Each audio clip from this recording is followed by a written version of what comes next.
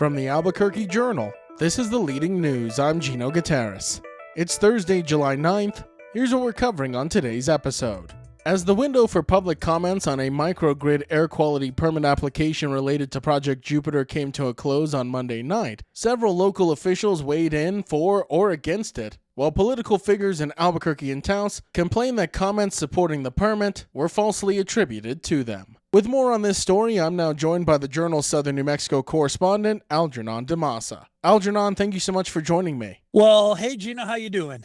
Algernon, I'm doing pretty good. You know, in addition to being our Southern New Mexico correspondent, you really have become kind of our Project Jupiter correspondent as well. And your latest story has to do with this window for public comments on this microgrid air quality permit application. That's a mouthful. I was hoping you could tell our listeners a little bit more about it and exactly what it is. So, to power the large data center that's being built in Santa Teresa, large is an understatement. It's an enormous project. They are building they want to build, I should say, a microgrid facility that would allow them to generate their own power. It would burn natural gas, but they have moved on from the original plan, which was natural gas turbines that would pollute a lot, to fuel cell technology that, according to public notices, will still pollute a lot. It will just pollute less than the original plan. And they're seeking an air permit to allow them to do this. And part of the process involves several weeks where the public can submit comments. That window closed on Monday. And as I was going through the comments, I found some interesting things. And Algernon, interesting might be even an understatement, but we'll get to that a little bit later. I want to first touch on the local elected officials that are for and against this project, which is kind of really nothing new. This project, since its inception, has had a lot of opponents and supporters. But as far as the elected officials, what did they have to say?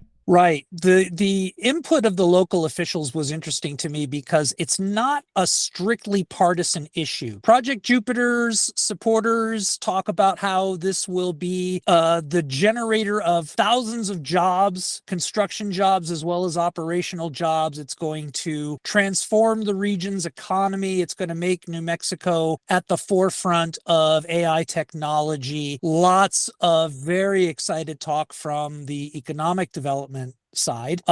Critics and opponents of the project have raised a number of issues. The perhaps the most passionate of which is the environmental harms that they fear will come if the project is built. This is a region that already has high ozone and a lot of history with industrial projects that have polluted their air.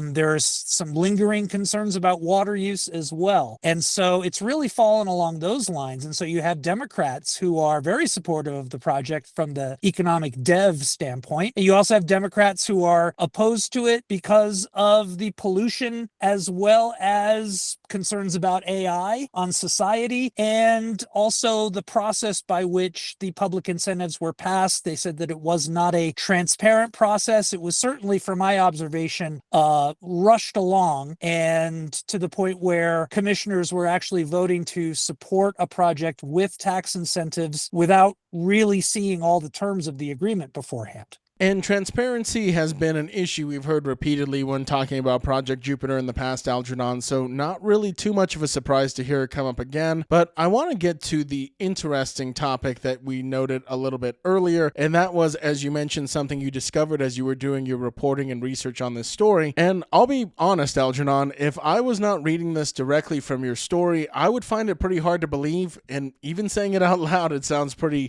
crazy, but there were numerous elected officials and even everyday residents here in New Mexico that say they had supportive comments for Project Jupiter submitted under their name without their knowledge or permission, and those are officials from Albuquerque all the way up to Taos. Right. So we heard at the end of June, and that's thanks to reporting from Source New Mexico, I have to say, that residents in Albuquerque, Rio Rancho, and Las Cruces were reporting that their names were being attached to comments supporting the permit without their knowledge or permission. What happens is that if you submitted a comment, you get a little notification back confirming that you sent it. And so that's how they discovered it. And they did not think that they had agreed to do that.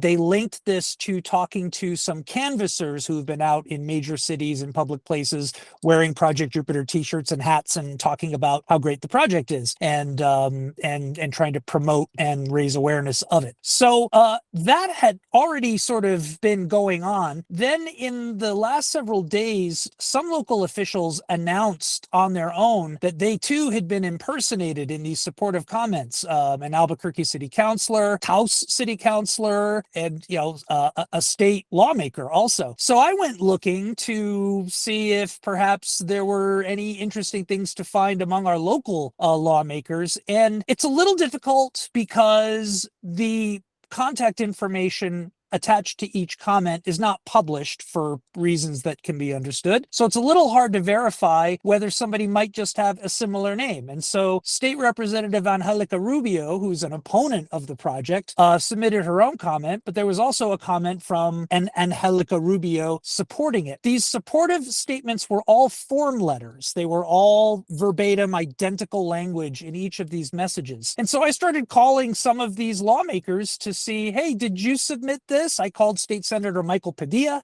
There was a Michael Padilla who commented supporting it. He said that was not him.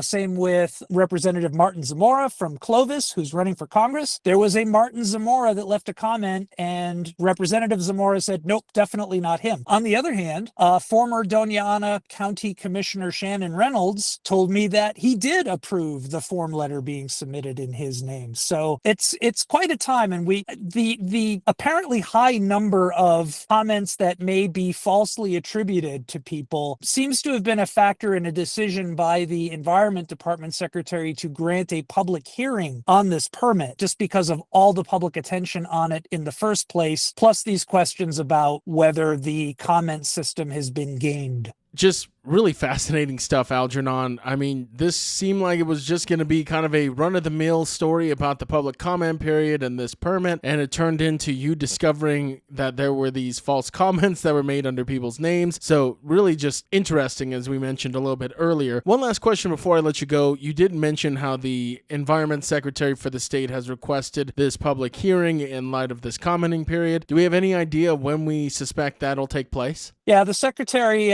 signed the order last week. I called the department myself just to see if there was any ballpark of when that would happen, and they said they just don't know yet. So that's to be announced. So now just in a wait-and-see period to when that public hearing will take place, and Algernon will keep our eyes open for any more stories involving Project Jupiter. Thank you so much for stopping by and sharing the latest with us. Bye-bye, Gino. An Albuquerque police detective testified on Wednesday that he feared for his life after an undercover drug operation was compromised by leaked law enforcement information, as the federal trial of former Bernalillo County Sheriff's Office Detective Paul Jensen Jr. continues. Veteran APD Detective Herman Martinez told jurors that during a planned undercover methamphetamine purchase in November of 2021, suspected drug dealer Rod White unsuspectedly confronted him instead of the expected seller. Believing his identity as an undercover police officer had been exposed, Martinez drew his service weapon, but the encounter ended without violence. Federal prosecutors say the leak came from former Bernalillo County Sheriff's Office Detective Kyle Linker, who admitted in 2025 to obstructing justice by warning White about the DEA's investigations. Linker resigned and was sentenced to 30 days in jail. Jessen, Linker's former partner, is accused of helping obstruct the investigation and lying to the FBI, both of which are charges he denies. Testimony revealed long-standing tension between the DEA and Bernalillo County Sheriff's Office narcotics units, with witnesses describing competition over drug cases and confidential informants. Prosecutors also presented evidence that Linker warned White after Martinez placed a false investigative phone call designed to test whether confidential information was being leaked. Martinez told jurors learning that Linker had tipped off White left him, quote, extremely angry, saying the leak could have put his life at risk during undercover operations. The trial is still ongoing.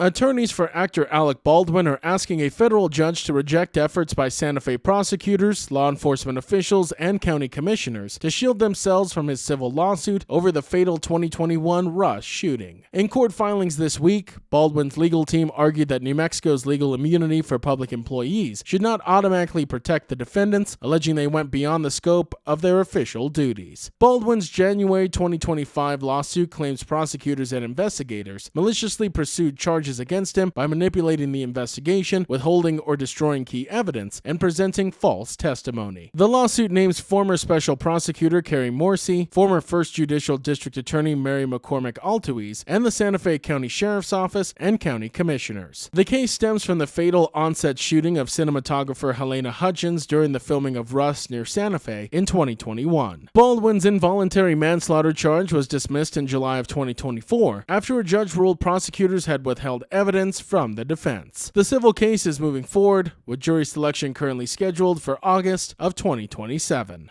Albuquerque is strengthening oversight over vacant downtown buildings after the partial collapse of Lindy's Diner exposed serious structural problems that had gone unnoticed for years. Mayor Tim Keller signed an ordinance requiring annual inspections of vacant buildings, including both first and second floors. The change was championed by City Councilor Joaquin Baca, who said the collapse showed the city needed to be more proactive in identifying dangerous conditions before disasters occur. Under the new law, buildings are considered vacant if at least 30% of the first or second floor have been unoccupied for 9 months or more. Property owners must register those buildings, allow inspections, and pay annual registration fees starting at $1,000. Owners who refuse to comply face daily fines of $500 and the maximum registration fee. Supporters say the ordinance will improve public safety while encouraging owners to rehabilitate or sell neglected properties, which will help revitalize downtown. Opponents, though, argue the measure infringes on private property rights. Mayor Keller called the ordinance another step towards holding neglect property owners accountable, creating a safer, more vibrant downtown Albuquerque.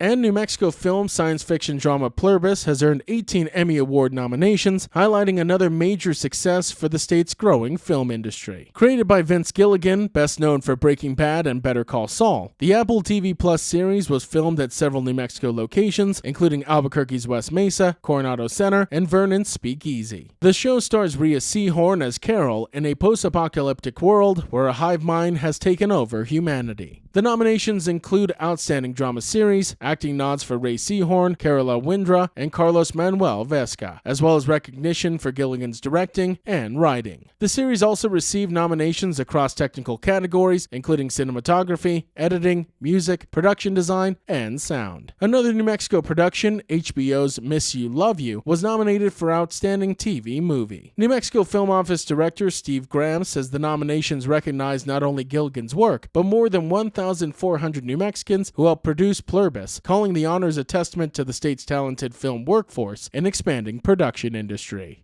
The Leading News is powered by the journalism of the Albuquerque Journal. If you enjoy hearing all of the stories we share with you here daily, please consider becoming a digital subscriber to the Journal by utilizing the discount code in our show notes. Every subscription helps support local journalism and allows us to provide you with the news that matters to you. Now taking a look at Albuquerque's weather forecast, today you can expect sunny and hot skies with a high near 100, and as for this evening, partly cloudy with a low around 68. To keep up with all the latest news from the Albuquerque Journal, you can visit our website at abqjournal.com. That's the Leading News. I'm Gino Gutierrez. We'll be back tomorrow.